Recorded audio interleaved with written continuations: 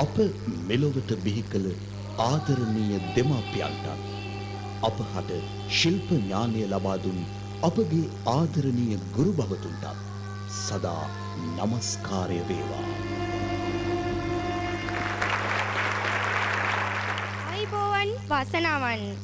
ලෝක පූජිත මහා නාට්‍යකරුවාණන් වන විලියම් ෂේක්ස්පියර් තම හැම්ලට් නාටකයේදී මෙන්න මෙහෙම කියලා තියෙනවා.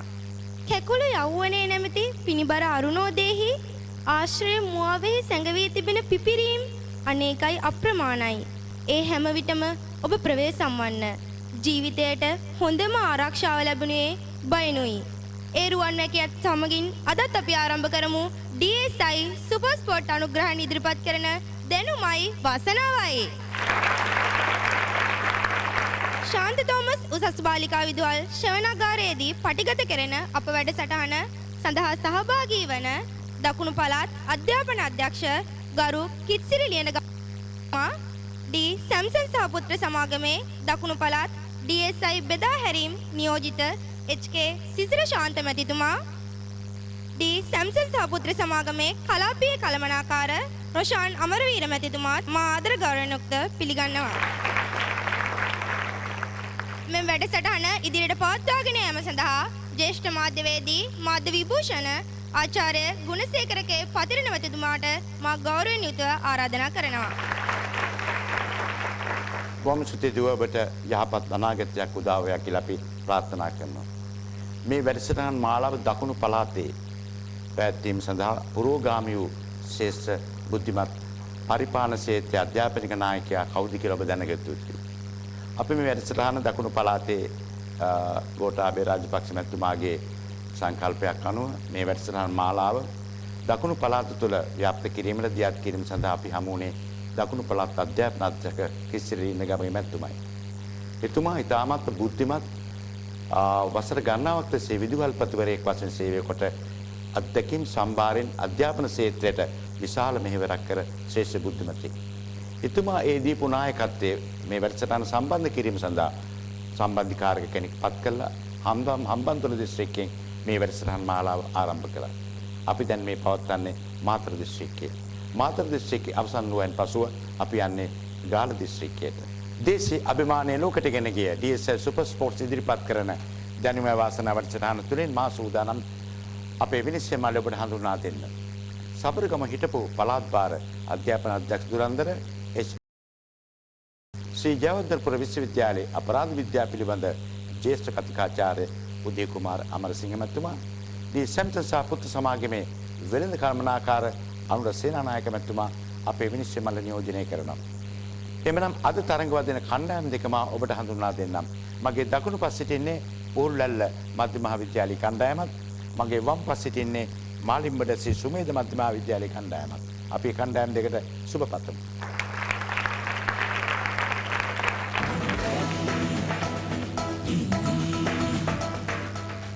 හොඳයි, අපි සූදානම් තරඟය ආරම්භ කරන්න. පළමුවෙන්ම පූර්ලැල්ල මධ්‍ය මහාවිද්‍යාලයේ මලික් තිල්සාන් පුතාට ලැබෙන පළමු ප්‍රශ්න දෙක පළමු වටේ. රෝසමලේ නටුව කටු වනබඹරු ඕම හිටු යන ප්‍රසිද්ධ ළමා කාව්‍ය රචනා කළේ කවුරුන් විසින්ද? ආනන්ද රාජකරුණා මහතා. පිළිතුර හරි, ලකුණු ලැබෙනවා. ඔබලම දෙවෙනි ප්‍රශ්නේ. සිංහල විවහාරයේ එන නිකිණි මාසයේ ඉංග්‍රීසි භාෂාවෙන් හඳුන්වනු ලබන්නේ කුමන නමකින්ද? අගෝස්තු මාසේ. මාලිම්බ ශ්‍රී සුමේද මධ්‍ය මහාවිද්‍යාලයේ සී ඉරේෂා මානෙල් දුවට ලැබෙන පළමු ප්‍රශ්න දෙක. මේ සිංහල අපගේ රටයි අප ඉපදෙන මැරෙන රටයි යන ප්‍රසිද්ධ ගීතයේ රචකයාගේ නම කුමක්ද? ටිබෙට් ජාතිකයස් මහින්ද හිමි. තව එක් උත්සාහයක් තිබෙනවා. ආනන්ද රාජකරුණා මහතා. මහගම සේකර මැතිතුමා, නැසීගිය මහගම සේකර මැතිතුමා. ඔබ ලැබෙන දෙවෙනි ප්‍රශ්නේ. ඉංග්‍රීසි භාෂාවේ එන නොවැම්බර් මාසයේ හැඳින්වීමට සිංහල විවහාරයේ භාවිතා වෙන වචනය කුමක්ද? ඉල් මාසය. පූර්ලැල්ල මධ්‍ය මහාවිද්‍යාලයේ AL උදානී හර්ෂිකා දුවට ලැබෙන පළමු ප්‍රශ්න දෙක. වලගම්බා රජු දවස ප්‍රථම වරට මාතලේ අලුවිහාරයේදී ග්‍රන්ථාරූඪ කළ බව පැවසෙන ප්‍රකට ආගමික ග්‍රන්ථය කුමක්ද? ත්‍රිපිටකය. ඔව් පිළිතුරු හරි ලකුණු ලැබෙනවා. ඔබට ලැබෙන දෙවෙනි ප්‍රශ්නය.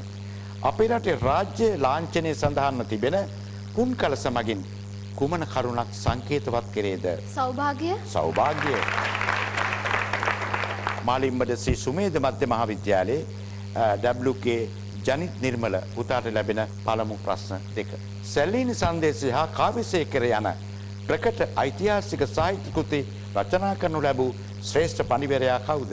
තොටගමුවේ සී රාහුල හිමි. පිළිතුරු හරි ලකුණු ලැබෙනවා. දෙවෙනි ප්‍රශ්නය. ධර්ම චක්‍රයේ අපේ රටේ රාජ්‍ය ලාංඡනයට ඇතුළත්ව තිබෙන තවත් සංකේතයකි.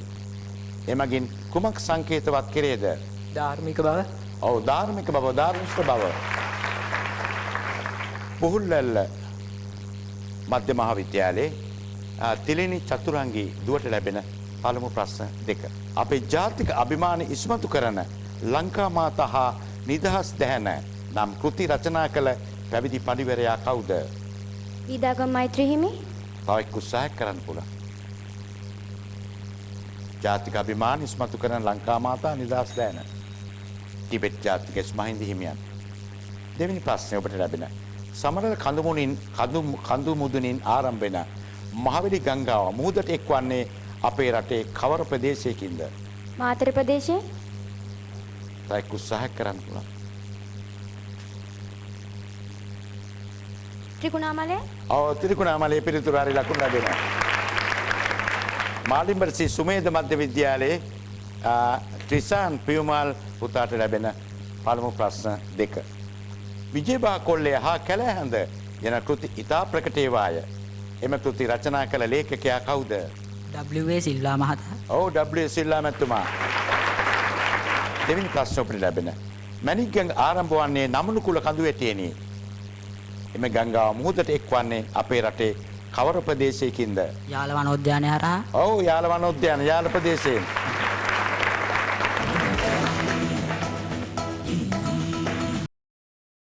අනම් තුල පුතාලගේ වැදගත් අදහස් වලට ඔබේ අවධානය යොමු කරන්නට මා පළමුවෙන්ම ආරාධනා කරන්නේ පුහුල්ලැල්ල මධ්‍ය මහාවිද්‍යාලයේ මලික් දිල්ෂාන් පුතාට ඔබේ අදහස් ප්‍රකාශ කරන්නට. අවසරයි. අපේ රටේ සහෝදර සහෝදරියන් බොහෝ දෙනෙක් වෛද්‍යවරු, ඉංජිනේරුවන්, ඒ වගේම නීතිඥවරුන් වෙන්න දරන උත්සාහය තුළ සාර්ථක වන්නේ අතොලොස්සකගේ උත්සාහයන් පමණයි. අද ඒ තත්ත්වයට පත් වෙලා තිබෙන්නේ අපේ රටට ගැලපෙන, රටේ සම්පත් වලට ගැලපෙන, ඒ වගේම අනාගත අවශ්‍යතාවයන් වලට ගැලපෙන අධ්‍යාපන ක්‍රමයක් රට තුළ නොමැතිකම නිසා තමන් ලද අධ්‍යාපනය සිය ජීවිතයට ගලපා ගැනීමට ඔවුන්ට ඉඩහසරක් නොමැතිකම නිසා යන්න මගේ හැඟීමයි. අන්නේ තත්ත්වය තුළදී විරකියාව, තරුණ අසහනය, මානසික ආතතිය වගේ විනාශකාරී තත්ත්වයන් මතුවෙලා.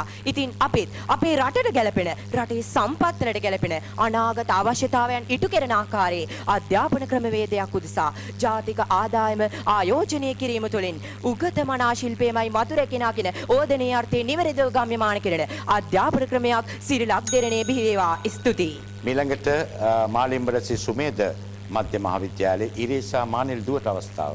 අවසරයි. අද පවතින ජාත්‍යන්තරකරණය, ගෝලීයකරණය වැනි වචන සියල්ලන්ගෙන් යුත්ලුවක් කරා යන්නටත් එකිනෙකා අභිබවමින් තරංකාරී ලෝකයට පියනගන්නටත් ප්‍රයත්න දරනවා. අතීතයේ සමාජවැසියා තමා සතු වගකීම් මැනවින් වටහාගෙන සිටි නිසා සාරධර්ම වලින් පිරිපුන් සම්ප්‍රදායකට ඉසනම තම සිංහලකම් මැනවින් ප්‍රකට කරා. ඒත් අද සමාජය තුළ සෑම වගකීම් මැනවින් වටහා ගන්නවා වෙනුවට මුදල් පසුපස හඹා යාමටත් එකිනෙකා පරෙමින් ඉදිරියට යාමටත් මාන බලන්නේ ධාවන තරගයකින් ජය ලැබීමට වෙරදරන්න කොලසයි.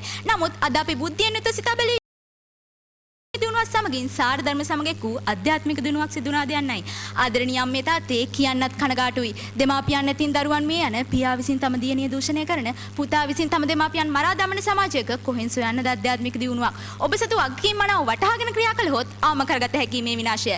එසේනම් සැවොම එක්වෙමු, එක්ක නැගිටිමු, ගොඩනගමු, රැකගනිමු අපේ අනාගත පරපුර. පුහුල්ලැල්ල මධ්‍ය මහාවිද්‍යාලයේ උදානි හර්ෂිකා දුවට අවස්ථාව.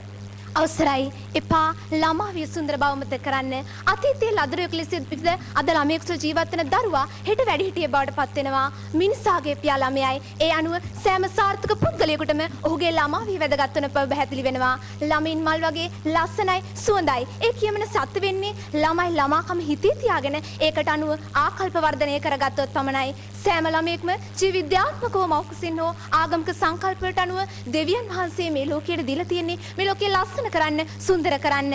නමුත් අද වන විට විවිධ මාධ්‍ය තුලින් අසන්න දකින්න ලැබෙන දර්ශන ඔස්සේ දැනුමින් පිරිහුණු ලෝකයේ වනසන ಜಾති ભેදවාදී මිනිස් හිංසනයට ලක්වන හැඟීම් ළමා මනසට දුවලා. ඉතින් අපි අපේ මේ සුන්දර ළමා ලෝකයේ සුන්දරත්වය විඳින්න නම් මේ බාහිර අසභ්‍ය හැඟීම් වලින් තොර වී අපේ සුන්දර ළමා ලෝකය රැකගනිමු. ස්තුතියි. මීළඟට මාලිම්රසි සුමේද මධ්‍ය විද්‍යාලයේ මධ්‍ය මහාවිද්‍යාලයේ ජනිත් නිර්මල පුතාට අවස්ථාව. අවසරයි. විද්‍යාවේ දියුණුවත් සමග අප කාර්යබහුල සංකීර්ණ ජීවන රටාවට හුරු වෙලා තියෙනවා. තරංකාරී ලෝකයේ දරුවා පිළිසිඳගත් දින සිටම පන්ති යන උපැන්නේ සිටම වංචා කරමින් සුපිරි පාසල් තාන දරුවාගේ සුන්දර ළමා කාලය උදුරාගෙන අධ්‍යාපනය අතිරේක පන්ති වලට යොමු කරන මව්පියන් කොතෙක්ද? මදක් සිතන්න.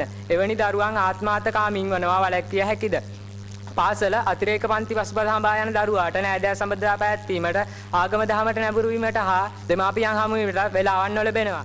මධ්‍ය මහාවිද්‍යාලයේ ඒ.පී. තිලෙනි චතුරංගී දුවට අවස්ථාව. අවසරයි. භාෂාවක් කියන්නේ තමන්ගේ හදවතේ ඇතිවන හැඟීමක් බාහිර ලෝකයට ඉදිරිපත් කරන මාධ්‍ය. මේ තුලින් සියනන්නතාවය හෙළි කරනවා. එය කලාත්මකව, නිර්මාණාත්මකව, රසාත්මකව ඉදිරිපත් කිරීම තමයි සාහිත්‍ය කියන්නේ. සාහිත්‍ය තුලින් අනන්‍යතාවය විතරක් නෙමෙයි හැඟීම් ආකල්ප කොයි වගේද කියලාත් කියනවා. මෙන්න මෙතනින් අපිට පුළුවන් අපේ හෙළබස ලෝකයට ගෙනියන්න. මම උදාහරණයක් වශයෙන් ඉංග්‍රීසි භාෂාව ගන්නම්. ඒ අද මෙතරම් ජනප්‍රිය වෙන්න හේතුව ඉංග්‍රීසි භාෂාවෙන් වැඩිපුර පොතපත රචනා වීම සහ ඒවා පරිශීලනය කිරීම. ඒ වගේම අපේ හෙළේ භාෂාව වර්ධනය කිරීමට උත්සුක වෙච්ච කුමාරතුංග මුනිදාස මැතිතුන්ට මා හෙළේ උත්තමාචාර්ය පුත් කරනවා. ඒ ගමන්ම මම පොඩි යෝජනාවක් කරන්නම්. අපිත් අපේ හෙළ බසින් ශ්‍රේෂ්ඨ අද්විතීය නිර්මාණ ඉදිරිපත් කරමින් හෙළ බස ලෝක පූජිත භාෂාවක් කිරීමට උත්සුක වෙමු. හොඳයි. මීළඟට මාලිම්බරසි සුමේද මධ්‍ය මහාවිද්‍යාලයේ තිසන් පියුමල් ධනවන්ත පුතාට අවස්ථාව. අවසරයි. විවේචනය. මෙම අකුරු පහ ගැන ඔබ මොහොතකටවත් සිතුවාද? ගෙදරදී අම්මා තාත්තා දරුවන් ඔවුනොනුත් පාසලේදී ළමයි ගුරුවරුන් ඔවුනොනුත් විවේචනය කරනවා. කොහේ හෝ නැති ඇදක් අල්ලාගෙන කරන්නේත් කිස් පැනලා තර්ක විතර්ක මුවාවෙන් කරන්නේත් මේ විවේචනයමයි. කෙනෙක්ගේ යහපත්කම ගැන කතා කිරීමේ පුරුද්දක් නැති අපේ අයට මේ විවේචනය කියන පුරුද්ද නම් හොඳින්ම ප්‍රගුණ කරලා තියෙනවා. ගතානුගතික කුහකකමකින් කරන විවේචනයෙන් සමාජ පරිහානියට පත්වනවා සේම අවංක සිහිනුවණින් කරන විවේචනයෙන් සමාජය දියුණු වන බවත් ඔබ මතක තබා ගත යුතුය.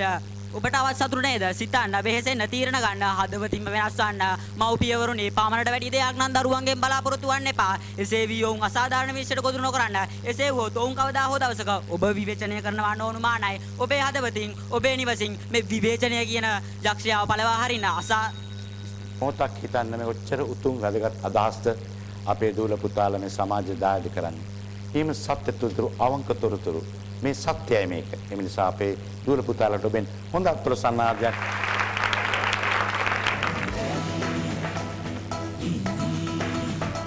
හොඳ අප සූදානම් අත්තරංගයට සහභාගී වෙන අපේ කණ්ඩායමට නියමිත කඩින් ප්‍රශ්න යොමු කරන්න. පළමුවෙන්ම පුහුල්ලැල්ල මධ්‍ය මහාවිද්‍යාලයේ මලික් දිල්ෂාන් පුතාට ලැබෙන කඩින් ප්‍රශ්න. වර්ණ භේද වාදයට එරෙහිව අරගල කළ දකුණු අප්‍රිකාවේ හිටපු රාජ්‍ය නායකයා පසුව ලෝපුරා ඉතා ප්‍රසිද්ධියට පත්විය. එතුමාගේ නම කුමක්ද? මාටින් ලූතර් කිං. නෙල්සන් මැන්ඩෙලා මැතිතුමා. නෙල්සන් මැන්ඩෙලා මැතිතුමා. මාලිම්බට සුමේද මධ්‍ය මහාවිද්‍යාලයේ ඉරිසා මානෙල් දුවට ලැබෙන කඩින් ප්‍රශ්නය. 2012 දී ලෝක විනාශය සිදුවන බවට මතකයක් ගොඩනැගුණේ මායාවරුන්ගේ දින දර්ශනයක් නිසාය. අපාසන්නේ මායාවරුන්ගේ අතීත ශිෂ්ටාචාරය පැවති රට අද හඳුන්වන නම කුමක්ද යන්නයි. ඉරානය. මෙක්සිකෝව. පුහුල්ලැල්ල මධ්‍ය මහාවිද්‍යාලයේ ඒ.එල්. උදානි හර්ෂිකා දුවට ලැබෙන කඩින් ප්‍රශ්නය. දෙවන ලෝක යුද්ධ සමයේ අමේරි අත්දැකීම් පදනම් කරගෙන එක්තරා දැරියක් විසින් රචනා කළ දිනපොත පසුව ලෝපුරා ප්‍රසිද්ධියට පත්විය. එම දැරියගේ නම කුමක්ද?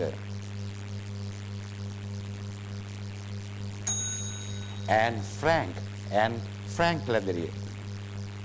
මාලිබඩ ශ්‍රී සුමේද මධ්‍ය මහාවිද්‍යාලයේ ජනිත් නිර්මල පුතාට ලැබෙන කඩින් ප්‍රශ්නය. පිළිකා රෝගයක් වැළඳීමෙන් මිය ගිය වෙනසුලාවේ හිටපු ජනාධිපතිවරයාගේ නම කුමක්ද? ඉසබෙලා පෙරා හීගෝ චාවේස් මැතිතුමා. හීගෝ චාවේස් මැතිතුමා. පුහුල්ලල්ල මධ්‍ය මහාවිද්‍යාලයේ AP තිරිණි චතුරංගී දුවට ලැබෙන කඩින් ප්‍රශ්න. ජීවයේ සම්භවය යන නමින් කෘතියක් රචනා කොට පරිණාමය පිළිබඳ ආන්දෝලනාත්මක මතයක් ඉදිරිපත් කළ ප්‍රකට විද්‍යාඥයා කවුරුන්ද? Charles Darwin. Charles Darwin. Malimbada Sri Sumedha මධ්‍ය මහාවිද්‍යාලයේ ට්‍රිෂාන් පියුමල් ධනවන්ත පුතාට ලැබෙන කඩින් ප්‍රශ්න. ලෝක පුදුමයක් ලෙස අලුතින් නම් කර තිබෙන විමුක්තිදායක ක්‍රිස්තු ප්‍රතිමාව පිහිටා තිබෙන රට කුමක්ද? ඇමරිකා එක්සත් ජනපදය. ප්‍රසීලේ රියෝද ජනයිරෝ නගරේ. ප්‍රසීලේ රියෝද ජනයිරෝ නගරේ. හොඳයි, අද තරගයට සහභාගී වූ කණ්ඩායම් දෙකට අදාළ ප්‍රශ්න අපි යොමු කරා. ලකුණු තත්ත්වය ප්‍රකාශ කරන ලෙස අපේ ඇරවුම විනිශ්චය. මාතර පුහුල්වැල්ල මධ්‍ය මහාවිද්‍යාලයේ කණ්ඩායමේ සහ මාතර මාලිම්බඩ සුමේද මහාවිද්‍යාලයේ කණ්ඩායමේ සහභාගීත්වයෙන් අද දිනේ ශාන්ත තෝමස් උසස් බාලිකා විද්‍යාලයේ ශ්‍රවණාගාරයේදී පවත්වන්නට යෙදුණු දැනුමයි වාසනාවයි ප්‍රශ්න විචාරාත්මක වැඩසටහනේ ලකුණු ඔබ වෙත ඉදිරිපත් කිරීමටයි අපගේ මේ සූදානම. අද දින මෙම තරග වටේදී මාතර පුහුල්වැල්ල මධ්‍ය මහාවිද්‍යාලයේ කණ්ඩායම වෙනුවෙන් තරග වැදුණු මලිත් දිල්ෂාන් ලකුණු 19ක් ලබාගෙන තිබෙනවා. එම කණ්ඩායමේ උදානි හර්ෂිකා ලකුණු 28ක් ලබාගෙන තිබෙනවා. ඒ වගේම තිලිනි